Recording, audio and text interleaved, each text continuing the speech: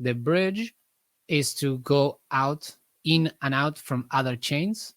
So you can see we can bring tokens from different chains. And in this case is Ethereum, but we can see Binance, Polygon, Avalanche, Arbitrum.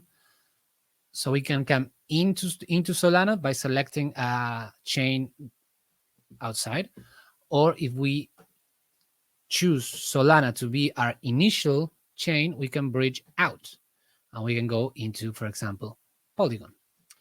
And all we would need to do is here put how much Sol we want to bridge out and how much, for example, Matic, which is the native token of Polygon.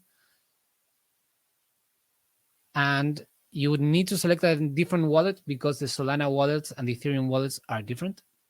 So yeah, you just need a wallet that is compatible with the network that you want to send your tokens to. So that's the bridge.